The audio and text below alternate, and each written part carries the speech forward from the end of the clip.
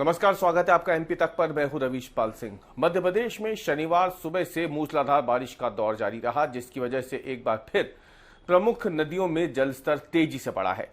राजधानी भोपाल में शनिवार रात से बारिश का जो दौर शुरू हुआ वो दिन भर जारी रहा। हालांकि इस बीच में कभी तेज बारिश तो कभी रिमझिम फुहारों की वजह से भोपाल में बाढ़ जैसे हालात नहीं बने।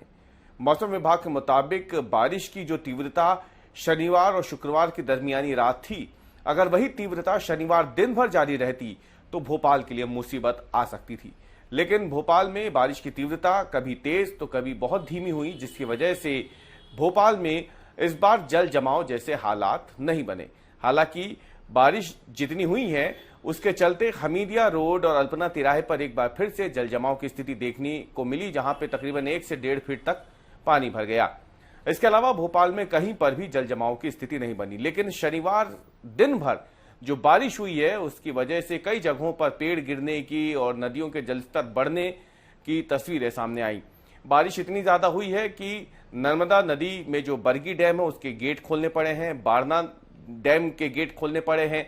नर्मदा नदी में नर्मदापुरम के पास जिस नदी का संगम होता है तवा नदी का, उस तवा नदी के गेट भी इटारसी में खोलने पड़ गए बारिश की वजह से।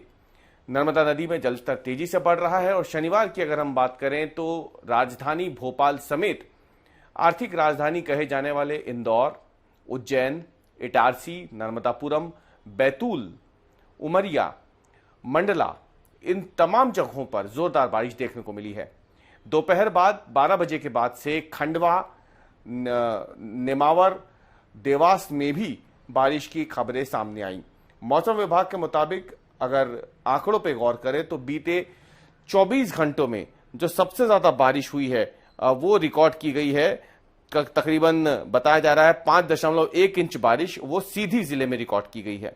इसके अलावा नर्मदापुरम के पचमढ़ी में 3.6 इंच, ग्वालियर में 3.4 इंच, नर्मदापुरम में 2.5 इंच, उज्जैन में 1.9 इंच, छतरपुर के नौगांव में 1.8 इंच।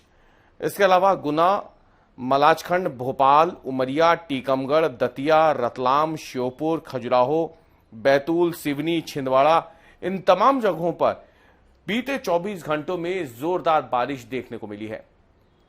मौसम विभाग के मुताबिक दरअसल मध्य प्रदेश में जो सिस्टम सक्रिय है वो धीरे धीरे अब पूर्वी मध्य प्रदेश से हट करके पश्चिमी मध्य प्रदेश की ओर आ रहा है और यही वजह है कि मध्य प्रदेश के बैतूल, छिंदवाड़ा, पांडुना, नर्मदापुरम, इन तमाम जिलों के लिए बीते 24 घंटों में रेड अलर्ट जारी किया था भारी बारिश का।